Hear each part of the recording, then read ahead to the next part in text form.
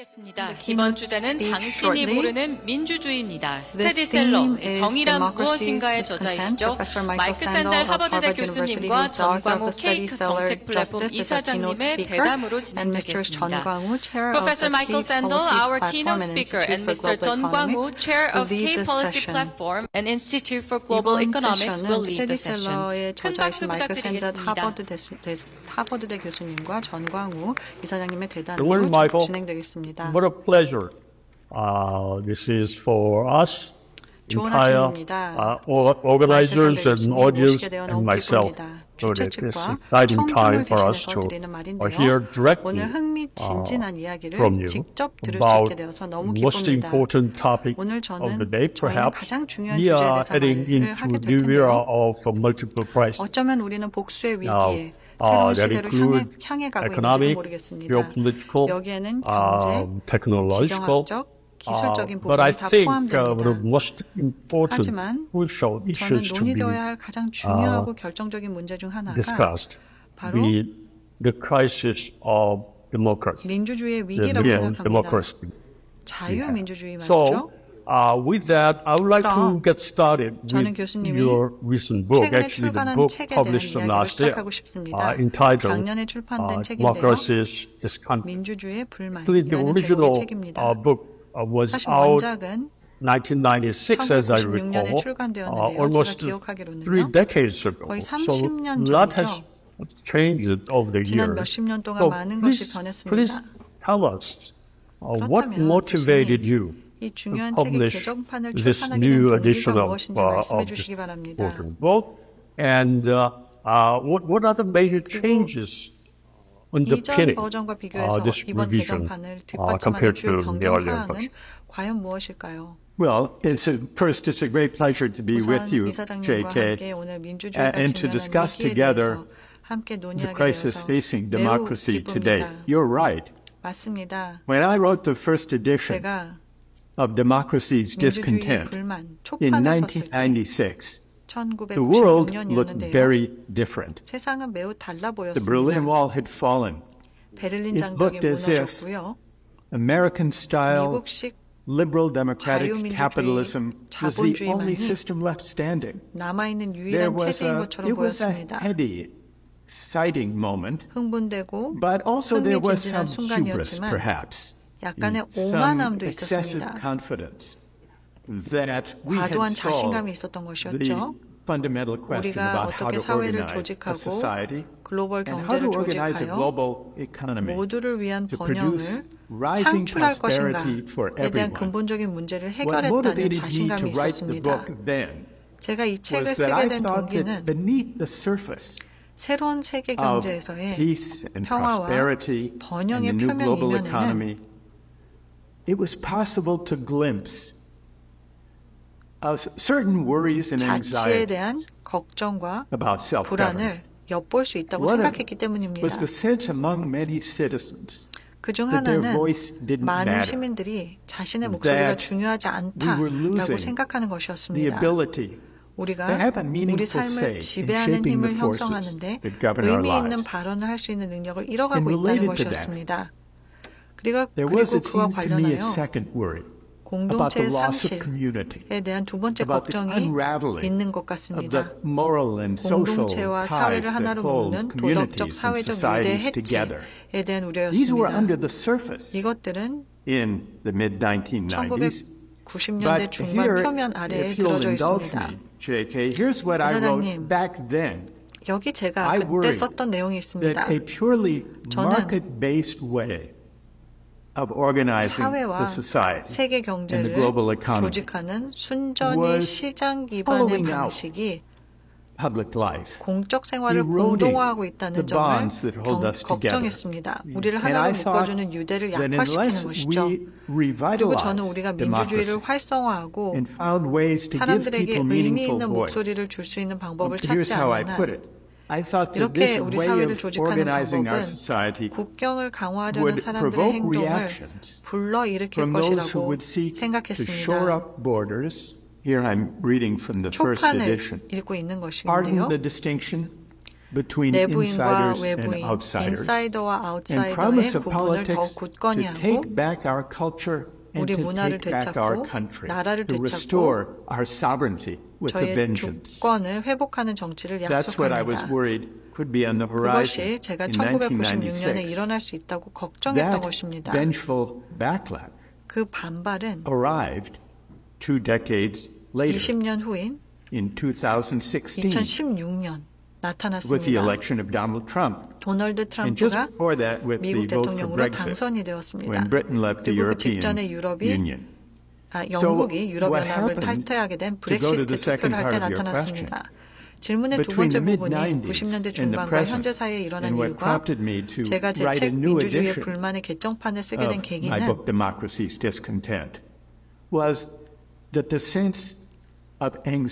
자치권 상실에 대한 불안과 두려움이 깊어졌다는 것입니다. 공동체의 침식이 심화되었다는 것이고요.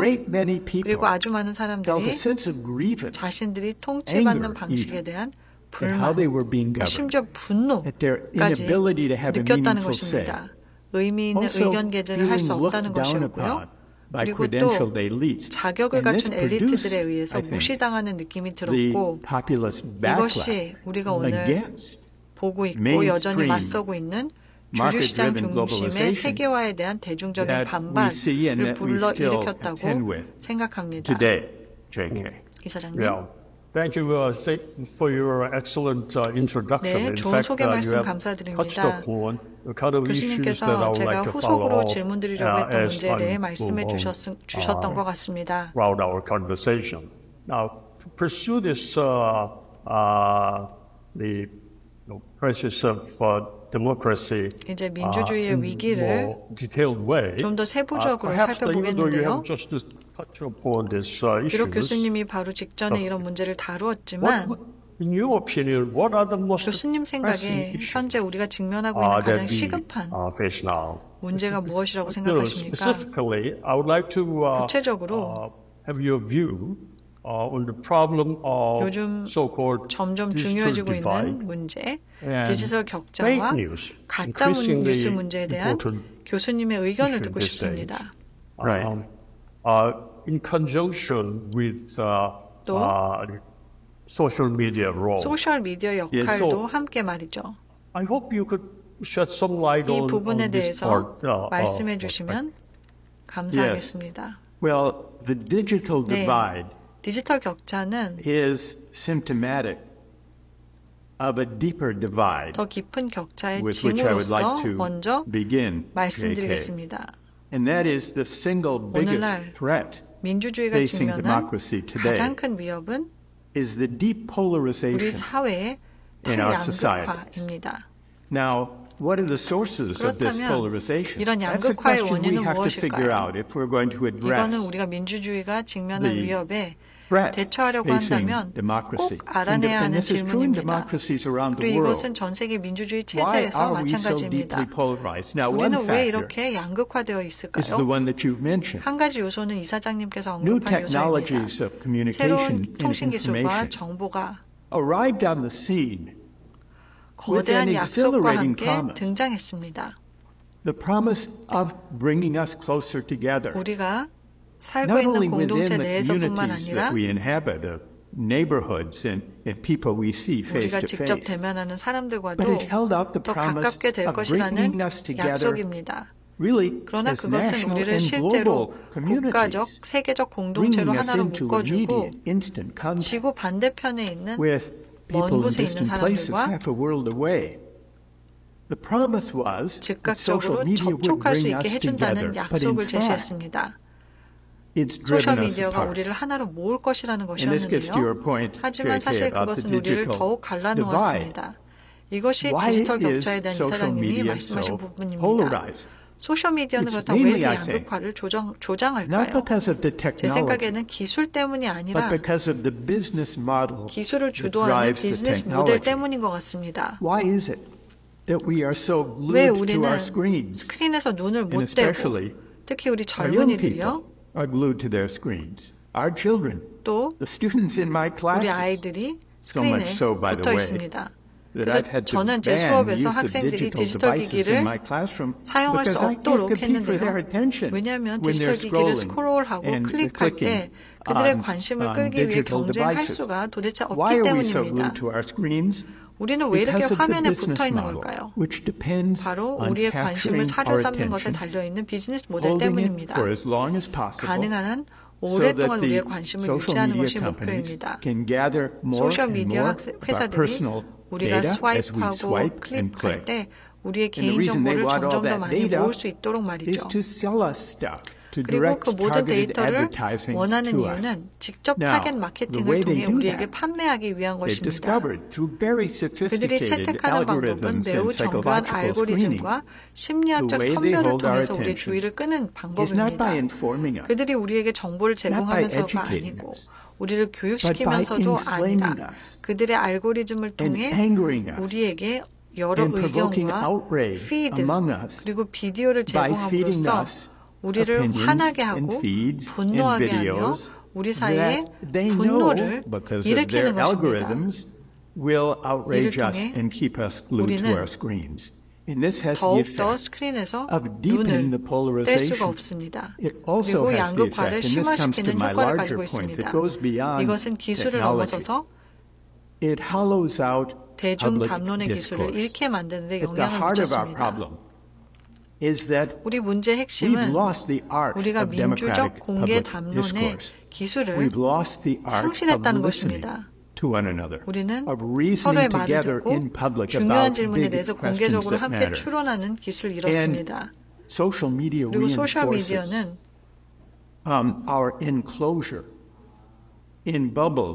같은 생각을 가진 사람들의 버블 속에 우리의 울타리를 강화합니다. 그리고 우리가 소셜미디어를 통해 동의하지 않는 사람들을 만나는 유일할 때는 그들의 견해가 가장 선동적이고 터무니없는 표현으로 우리 앞에 나타낼 때입니다. 따라서 우리에게 필요한 것은 이러한 양극화를 만들고 서로의 말을 경청하는 능력을 훼손하는 비즈니스 모델에 대한 대안을 찾으며 큰 질문, 공정한 사회란 무엇인가, 동료 시민에게 무엇을 비치고 있나 와 같은 질문에 대해서 추론할 수 있는 비즈니스 모델을 찾아야 한다는 것입니다. 감사합니다. 그렇다면 이 문제를 바로잡는 데 사용될 대체 비즈니스 모델에 대해서 말씀해 주실 수 있겠습니까? 한번 해보시겠습니까? 시도해 보겠습니다. 한 가지 예를 들어보겠습니다. 제가 보기에는 우리의 관심을 상품으로 바꾸는 것이 문제의 핵심인 것 같습니다. 그래서 제가 보기에는 더 나은 비즈니스 모델은 소셜미디어를 폐지하는 것이 아니라 소셜미디어 회사들이 구독 모델로 전환을 하는 것입니다. 넷플릭스와 같은 구독 모델이나 다양한 스트리밍 서비스로 전환할 수 있도록 인센티브를 제공하는 것입니다. 제가 넷플릭스에서 영화를 보면 당연히 기업은 그 영화가 제 관심을 끌기를 바라고 제가 좋아하는 영화와 TV 프로그램을 추천하는 방법을 찾으려고 합니다. 하지만 그들의 비즈니스 모델은 구독 시스템입니다. 그들의 모델은 제 관심을 사로잡고 제 개인정보를 수집하고 온라인 타겟 광고를 퍼붓는 것에 달려있지 않습니다. 그러한 인센티브를 만들 수 있는 한 가지 방법은 미국과 유럽에서 적어도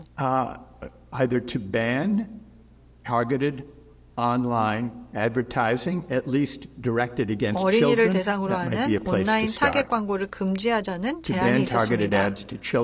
어린이를 대상으로 하는 타겟 광고를 금지하는 것과 더 나아가서 그런 광고를 전면 금지하는 것을 고려해 볼 수 있을 것입니다. 그러나 어떤 경우든 당신이 선호하는 온건한 제안이든 더 공격적인 제안이든 이것은 하나의 방법이 될 것입니다. 어쩌면 우리의 관심을 끌기 위한 이런 경향을 줄이고 우리를 멀어지게 만드는 대가를 치르더라도 이를 상품으로 바꾸기 위해 소셜미디어가 작동하는 방식을 바꾸려는 다른 사람들을 찾을 수도 있습니다. proposal 좋습니다. well developed, then you should 교수님의 제안이 잘 작동하고 잘 개발된다면 해당 사업 기회에 대한 재사권을 주장하셔야 할 것 같습니다. 감사합니다.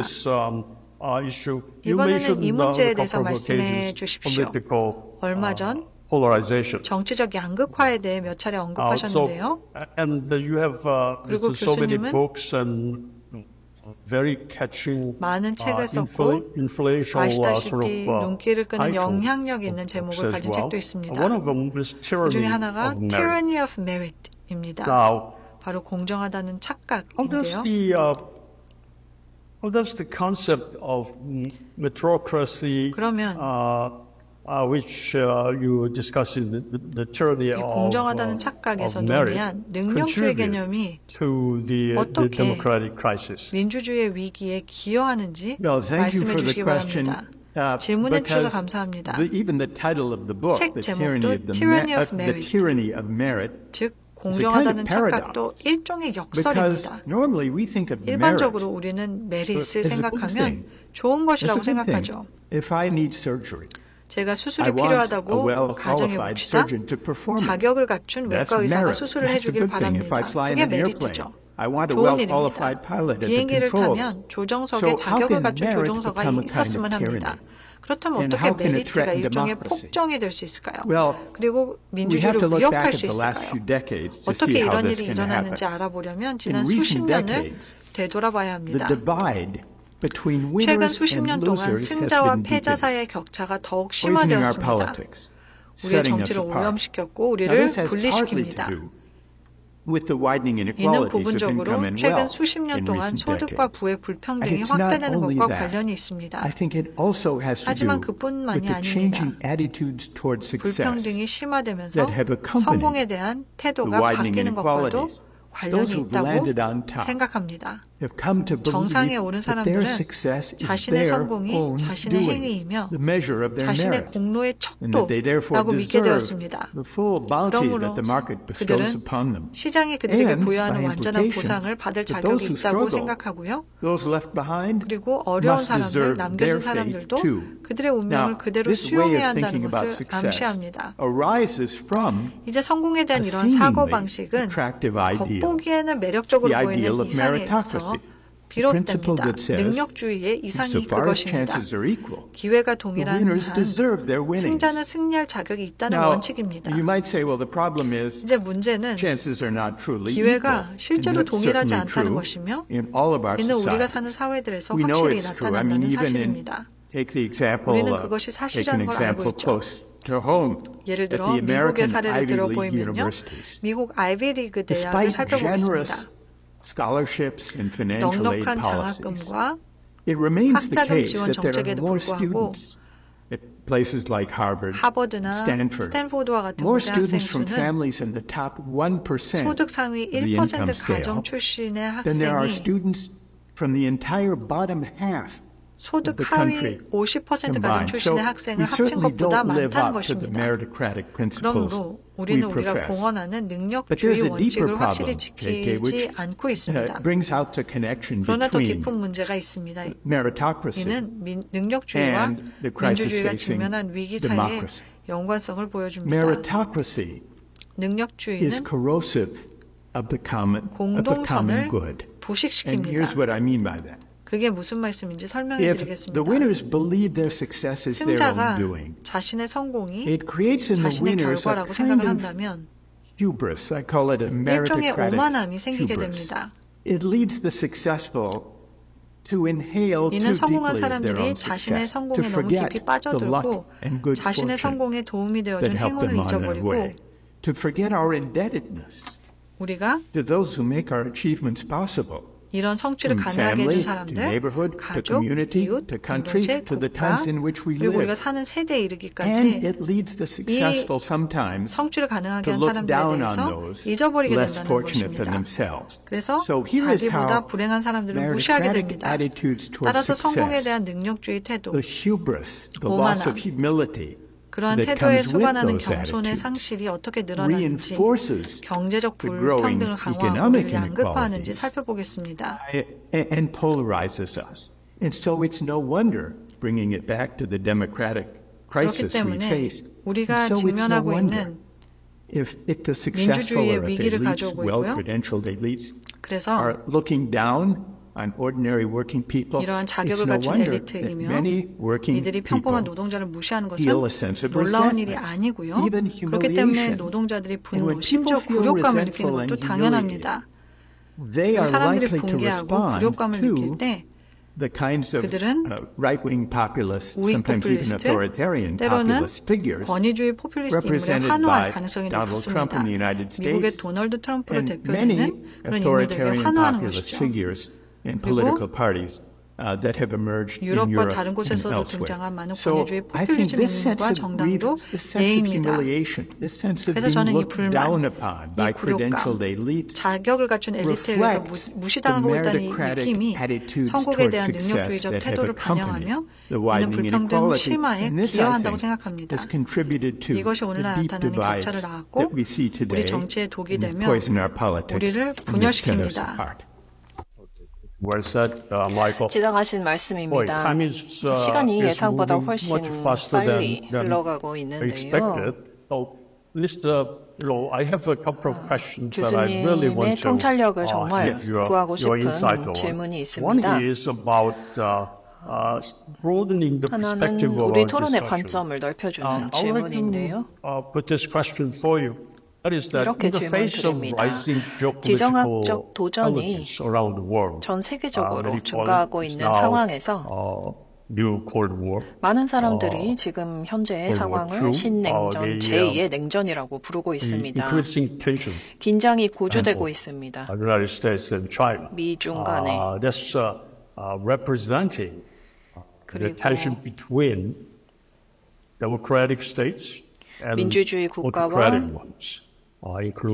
러시아를 포함한 독재 국가 간의 긴장을 미중 간의 긴장이 또 대표하고 있다라고도 볼 수 있는데요. 그렇다면 우리는 자유민주주의의 핵심 가치를 어떻게 보존해야 할까요? 한국처럼 주변에 적대적인 국가를 마주하고 있는 나라에게 매우 중요한 질문입니다. 네. 의외의 답변으로 보일 수도 있겠습니다. 질문은 지정학적 도전과 국가와 또 강대국 간의 관계에 대해서 주셨습니다면 제가 생각하기에 민주주의를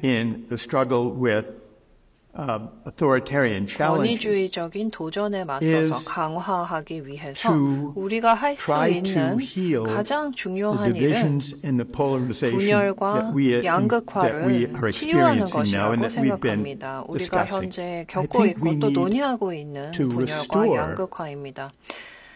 우리는 보다 활기찬 시민생활과 도덕적으로 더 참여적인 공적 담론을 회복해야 한다고 생각합니다. 전 세계 민주주의를 보면 시민들이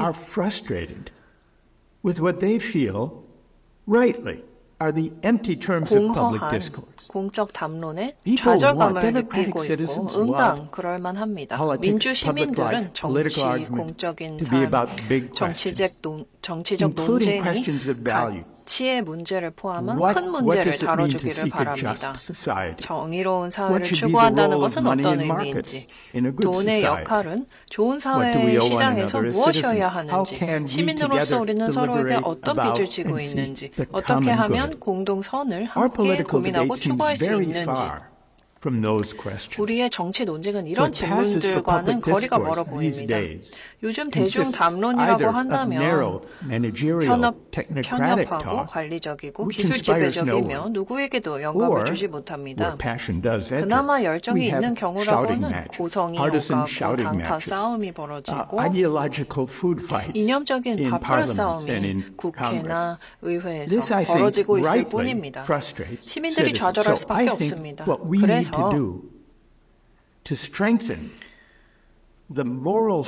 도덕적 힘을 앞서 언급했던 투쟁, 지정학적 투쟁에서 강화하기 위해서 우리가 할 일은 민주주의 자체를 새롭게 하는 것이라고 생각합니다. 이는 곧 공적 담론을 바꾸고 고양시켜서 중요하고 큰 도덕적 질문인 정의와 공정성, 좋은 사회가 어떤 의미인지를 다루고 또 앞서 언급했던 서로의 말을 듣는 기술을 회복하는 것입니다. 서로의 말을 듣는다, 즉 경청이라는 것은 단순히 말을 듣는 행위가 아니라 의견 이면에 있는 도덕적 신념을 듣는다는 뜻이며 특히 동의하지 않는 의견의 경우 더욱더 그렇습니다. 우리는 요즘 경청을 잘하지 못합니다. 정치계에서 보다시피 거칠고 무례하고 논쟁적이고 양극화가 난무합니다. 바로 이 점입니다.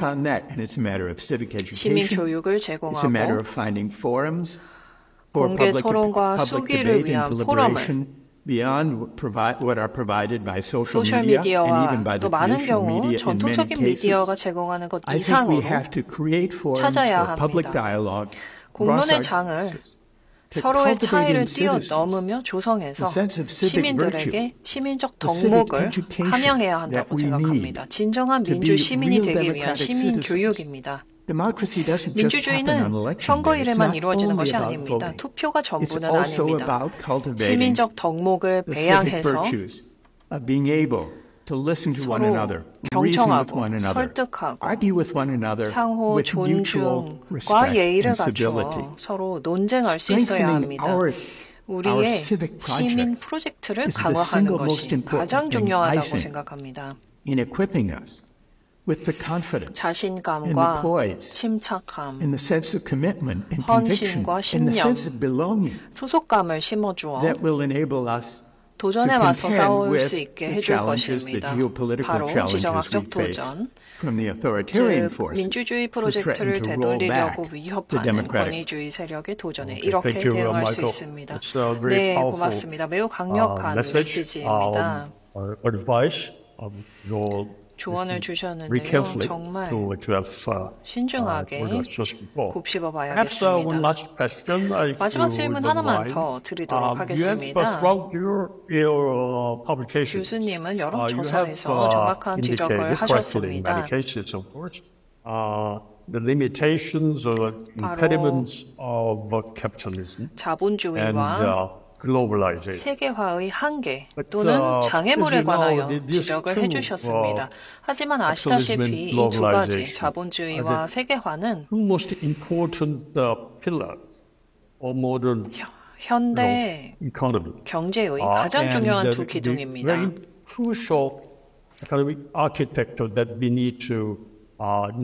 그리고 일부 결함이 있음에도 불구하고 우리가 육성해야 할 매우 중요한 경제 구조입니다. 어떻게 하면 이 두 가지 기둥을 충분히 개선할 수 있을까요? 네, 정말 중요한 질문입니다. 저는 자본주의나 세계화 자체를 반대하지 않습니다. 하지만 비판적이며 맞는 말씀 해주셨는데요. 금융주도 세계화 버전은 주류에서 지난 40년, 50년 동안 추구해온 소위 워싱턴 컨센서스 버전의 시장 주도 세계화입니다. 제가 이 버전의 비판적인 이유는 실패한 실험이라고 생각하기 때문입니다. 실패한 이유는 공동의 번영을 가져오는 대신 상위 계층에게만 번영을 가져왔기 때문입니다. 소득과 부의 불균형이 커지고 규제 완화로 아시다시피 2008년 금융 붕괴가 발생했고 그 후에 구제금융은 대안을 모색하기보다는 근본적으로 같은 시스템을 원상복구했습니다. 정당한 질문을 주셨습니다. 어떤 대안이 있을까요? 자본주의와 세계화의 어떤 다른 버전이 양극화 경향과 불평등을 피할 수 있을까요? 제가 생각하는 자본주의와 세계화의 대안은 이렇습니다.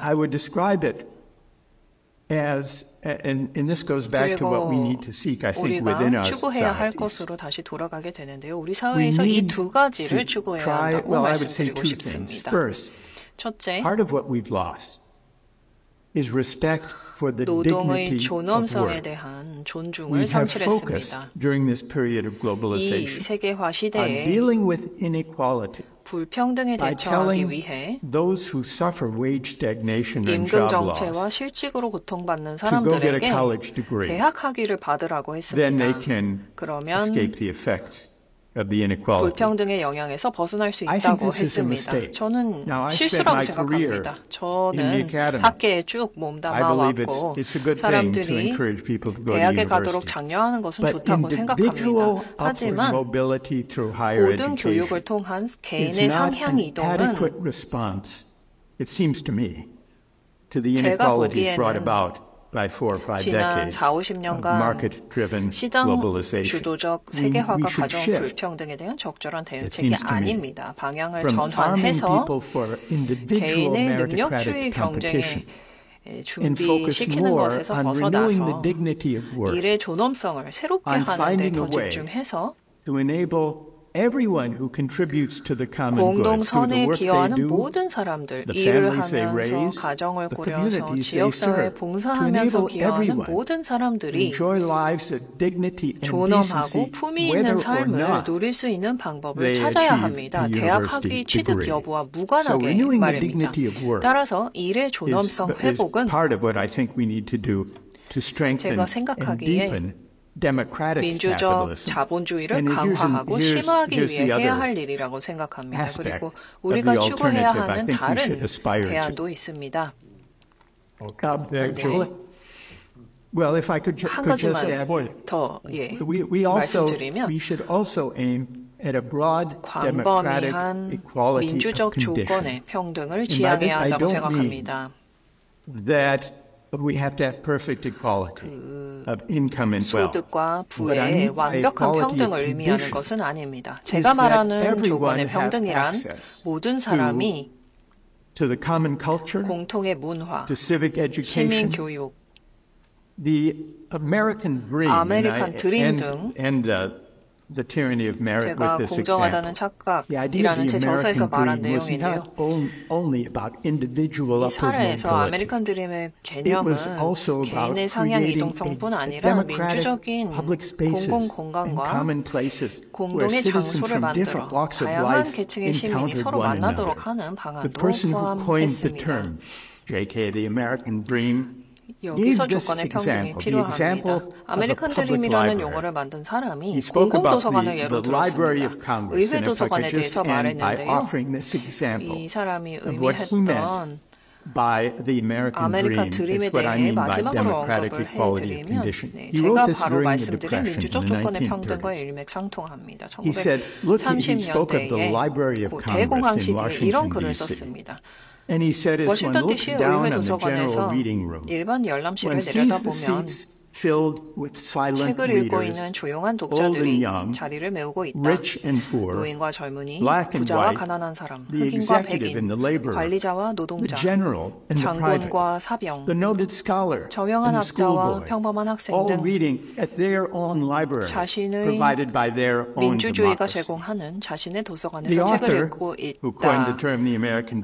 아메리칸 드림이라는 용어를 만든 사람이 이렇게 말했습니다. 이것은 아메리칸 드림의 구체적인 예가 완벽하게 작동하는 모습입니다.